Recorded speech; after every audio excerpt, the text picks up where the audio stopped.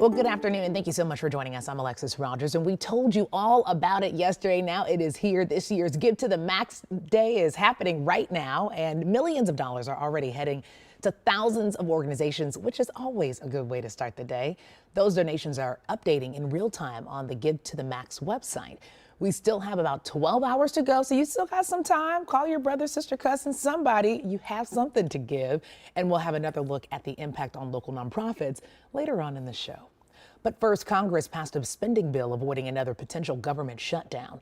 The bill is now on the way to President Biden's desk, where the White House says he will sign it. Still not a full year of spending, meaning the battle is still ongoing. This bill only funds the government through the beginning of next year. Still, it will help prevent any government-related issues during holiday travel. Well, today, thousands of Starbucks workers, including here in the Twin Cities, are walking off the job for a second day of picketing and calls for better work conditions. It's called the Red Cup Rebellion, happening the same day the reusable holiday cups are gifted to customers. Baristas are demanding the company stop refusing to bargain over things like staffing and scheduling. Starbucks says it remains committed to working with all partners. Well, today we're seeing new charges against several people accused of gang-related activity in the Twin Cities. Here's the latest from a multi-agency effort to crack down. I'm Lou Raguse. 14 more alleged members and associates of Minneapolis street gangs were arrested. It's part of federal prosecutors' efforts to combat crime in the Twin Cities using the organized crime law called RICO. This was the third round of arrests made by a federal violent crime task force, this time targeting alleged members of the High Street gang accused of trafficking fentanyl.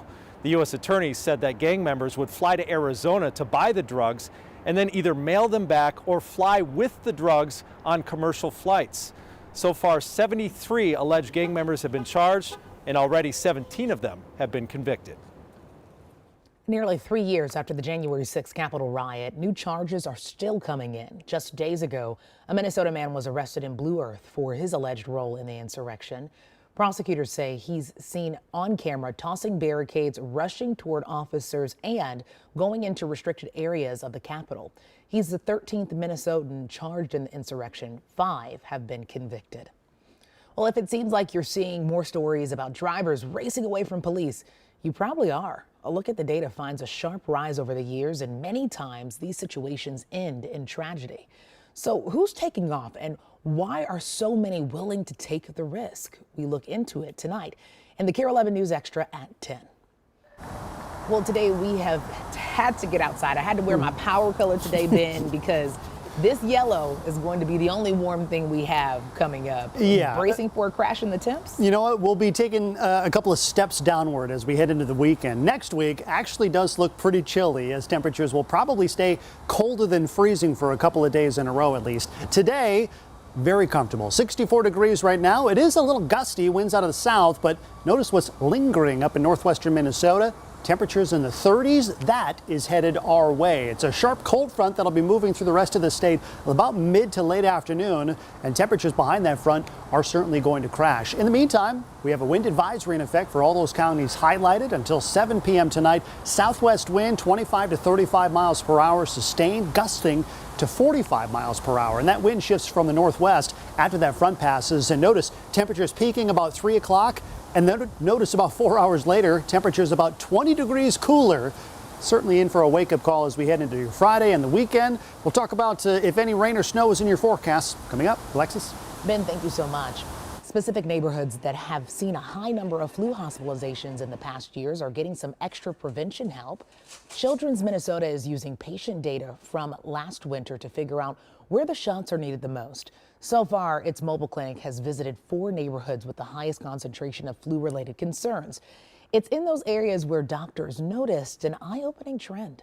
Out of the 4 admissions that we saw in 2022 were in people who had not had the flu vaccine. And we saw disproportionately more kids of color who were not vaccinated for flu. The mobile clinics are partnering with schools and other trusted community sites to make the shots more accessible for families. Well, in 2 days, Dierks Bentley will be in town performing for a cause stretching across the world. It's the Heart 360 concert, raising funds for all the work put in by the Minneapolis Heart Institute Foundation. And you know what? This is super important to tell us a little bit more about it. We are joined by the CEO of the Institute, Kristen Fortman. Kristen, you are a hardworking lady.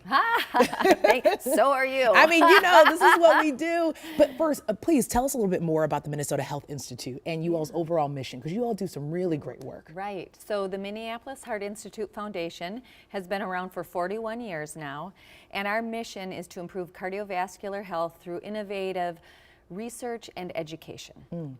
I like that. And so many people don't understand that cardiovascular health impacts really everyone, but especially the people that we love the most. Oh yes, and it's so important as we think about those that we love the most to know our family history. People say, what can I do? One of the most important things is to talk to your relatives so you know if you have some risks, and to start a conversation with your doctor to know if you should have any tests done or to know more about your own heart health. It's so much less consuming when we are able to sit down, have a conversation that really can save us and save the ones we love. But I really like doing it in a fun way. So, I mean, a concert, you all have the kind of impact that so many people wish that they had. Tell me how this concert plays into all of your efforts. Sure. So, well, we are a nonprofit, so we look at fundraising, and in the past we held galas, like so many, to raise funds to go towards the research. And we thought we wanted to reach more people and do it in a high energy fashion. So last year we kicked off Heart 360, and it's all about world-class life-saving research. And so we get 6,000 people together at the Armory, and it's just such a perfect setting. So it's a ton of fun with a little heart message in the middle, but it's going to be a great night. You had me at fun, then you had me at message. I hope that you all are drinking your water and stretching, because having performers like Dierks Bentley, I mean, that is a huge deal. That is a world-class performer, right? And of all people, why Dierks to be a part of this amazing thing? Yeah, well, we're trying to reach different audiences. I think too often people don't think about their own heart health. And so we feel the people that are going to come in to enjoy Dierks Bentley's concert could probably just take a minute and think about their own heart health and the heart health of those they love. So it's really going to be a personal message, and we're bringing some patient stories forward that we really feel people will relate to. It's an everyday people and their own heart story. I love that so much. I'm about to let you go, but before I do, what is one thing you want everyone to please know about heart health? Well, I would like everyone to know that prevention is key, and that 85% of the risk factors around heart health are things that we can control. So take care of yourself, exercise, eat healthy, don't stress. I mean, there's just so many things. Practice gratitude. That's a t-shirt right there. You all know I love my t-shirts. And sing really loud at this Dierks Bentley concert. Tickets are still available for Saturday's show. You can find them at mplsheart.org. Christine, thank you so much. You're a friend of the show. Please come back anytime. Thank you, Alexa.